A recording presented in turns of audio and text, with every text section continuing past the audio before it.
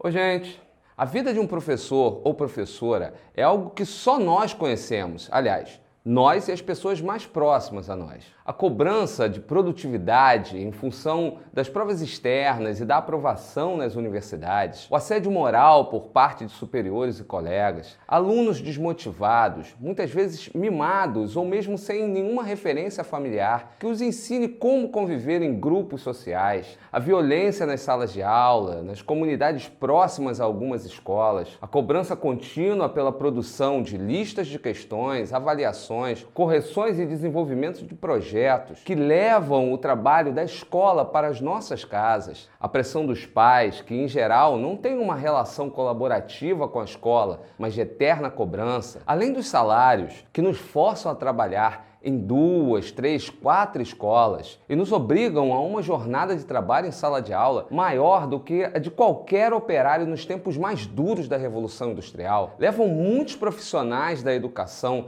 a um nível de esgotamento físico e mental que quase sempre culmina em reações como depressão, síndrome do pânico, transtorno de ansiedade, angústia e síndrome do esgotamento profissional, ou como é mais conhecida, a síndrome de burnout. Nesse vídeo, eu pretendo fazer uma breve reflexão sobre a saúde mental dos professores no Brasil e de que forma eu e tantos outros colegas nos tornamos vítimas de tudo isso.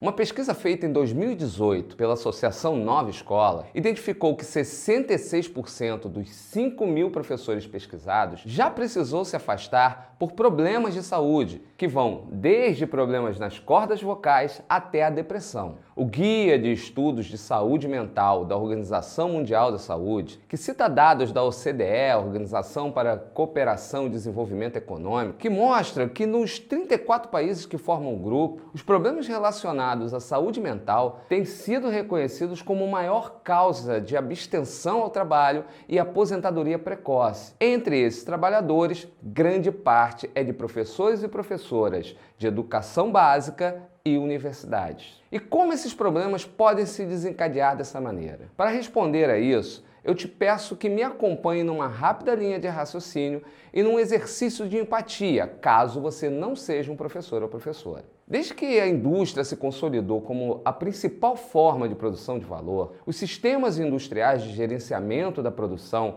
foram sendo absorvidos por todos os outros setores da economia. Prazos, metas, índices de produtividade foram incorporados ao campo através da agricultura empresarial e também ao setor de serviços. E é óbvio que a educação não ficaria imune a isso. A exigência de uma formação que garanta uma vaga na universidade ou no mercado de trabalho, que é feita pela escola básica, nos leva a nos submeter a critérios quantitativos, enquanto lá no fundo todos nós sabemos que um bom trabalho de formação intelectual deveria se pautar na qualidade das informações e conceitos trabalhados nas salas de aula e na liberdade de atuação do docente. E é aí que começa a parte dos nossos problemas. Ou melhor, das nossas frustrações. Você que é professor ou professora que me assiste agora, pense quantas vezes, desde os tempos da faculdade, você idealizou como seria a sua atuação, como você faria a sua parte para mudar o mundo através das suas aulas. Ou mesmo, como você passaria longe dos problemas inerentes ao setor educacional, se impondo e fazendo as coisas acontecerem do seu jeito. Então, quando você entra em uma escola pública ou privada, acaba se deparando com um verdadeiro sistema fabril, do formato dos prédios, passando pela disposição das carteiras em cada sala, pelos uniformes, pelo sinal que toca anunciando o início e o final do turno, além dos intervalos para o lanche, tudo remete a uma fábrica, ou a um presídio, se a gente lembrar de Foucault. Já nos primeiros encontros do ano, seus coordenadores e orientadores logo de cara te cobram um planejamento, um documento que deverá pautar suas ações ao longo de todo o ano, e que até eles sabem que dificilmente será cumprido à risca, pois a escola não é uma fábrica e definitivamente não tem as mesmas rotinas. Esse planejamento, por sua vez, é pautado em um programa, um currículo, que define todos os conteúdos que precisam ser trabalhados em sala até o fim daquele ano.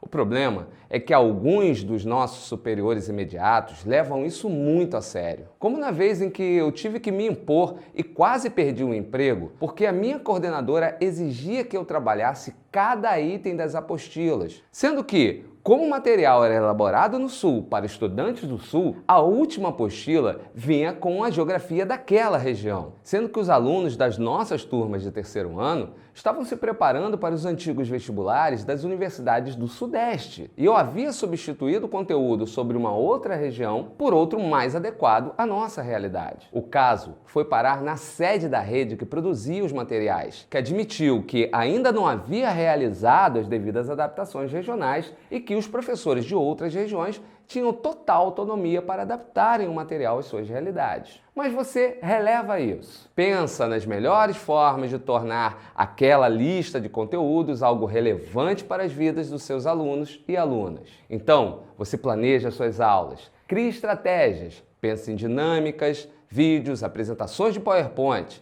Tenta fazer os meninos e meninas entenderem onde surgiu uma fórmula matemática, porque são feitos certos cálculos na física, o quanto o conhecimento de química básica pode ser útil na vida de alguém, ou como o entendimento sobre o funcionamento do seu corpo pode te garantir uma vida mais saudável e produtiva. Então, se depara com a mais dura realidade. Alguns poucos alunos interessados de fato no que você tem a apresentar. Outros com seus próprios interesses que nem de longe passam pelos conhecimentos que você tem para trabalhar. Muitos com seus próprios transtornos e distúrbios que necessitam e merecem uma maior atenção. Porém, todos preocupados apenas com o número que vai aparecer no boletim no final daquele período. Daí, quando esses números não são exatamente o que os pais esperam, muitos deles aparecem na escola cobrando dos professores e professoras os motivos daqueles resultados ruins e quais soluções iremos criar para um resultado que nada mais foi do que a consequência das atitudes do filho. E dependendo do assunto que seja tratado em sala, você ainda corre o risco de ser questionado, chamado de doutrinador marxista ou ideólogo de gênero, como vem ocorrendo hoje em dia. Essa pressão nos obriga a mantermos registros detalhados de cada ponto conquistado ou concedido aos alunos, para não sermos acusados de perseguição ou de incompetência mesmo. Vivemos sob intensa vigilância na atualidade. Isso quando algum aluno insatisfeito não agride verbal ou fisicamente o docente. Mas você também releva essa parte. E vai pensando nos casos em que você tem um reconhecimento pelo seu trabalho, nos alunos que crescem e se tornam profissionais bem-sucedidos e pessoas realizadas. Mas percebe que a cada geração esse reconhecimento diminui e as cobranças aumentam. Quando se trata especificamente de escola pública, você ainda precisa lidar com a falta de recursos materiais, com salas lotadas e quentes, com a necessidade de pagar pelos seus próprios materiais de trabalho, pela pressão das secretarias de educação por números que vão garantir as verbas para o setor. Verbas essas que raramente se convertem em retorno financeiro para nós professores. E com a síndrome da amnésia pedagógica, quando um colega professor se torna gestor ou coordenador e esquece de tudo que viveu quando estava no seu lugar. Eu já ia me esquecendo disso. Os nossos salários. Aquilo que, no final, poderia ser um elemento que recompensaria todo o esforço, mas que, de fato, é o início de todos os problemas. Já que não ganhamos em uma única escola o suficiente para uma qualidade de vida razoável, sem precisarmos contar com o cheque especial para pagarmos as nossas contas, o que nos obriga a arrumarmos mais um ou dois empregos, mais horas de trabalho, mais turmas, mais planejamentos, mais planos de aula, mais cobranças e mais trabalho em casa, com preparação de aulas, elaboração e correção de provas, ocupando inclusive o sagrado tempo de descanso dos fins de semana, coisa que até o operário da fábrica tem nas suas folgas. Todo esse ciclo vicioso de criação de expectativas e inevitáveis decepções traz para muitos de nós patologias associadas ao estresse, como fadiga, insônia, dores musculares por tensão, ou casos mais graves, como crise de ansiedade, síndrome do pânico ou a depressão, problemas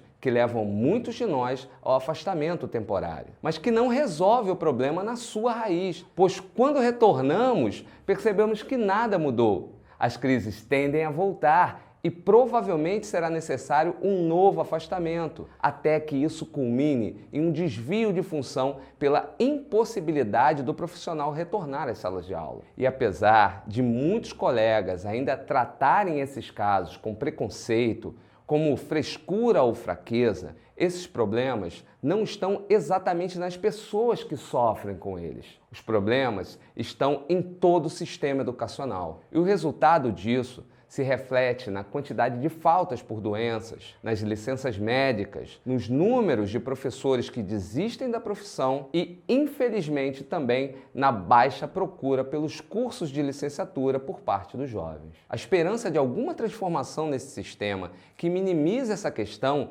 ainda é vaga. Falta muita coisa de empatia à vontade política. Mas se você já passou ou ainda passa por algo assim, saiba que aqui nesse canal há alguém que te entende e sabe muito bem pelo que você está passando. Inclusive, se você quiser relatar algum caso, fazer algum comentário ou pergunta, escreve aí embaixo. Eu demoro um pouco a responder, mas na medida do possível eu retorno quase todas as perguntas que pintam aqui no canal. E as melhores eu levo para os vídeos da série O Professor Responde. Então eu fico por aqui, até a próxima semana, um beijo e um abraço do Careca e tchau!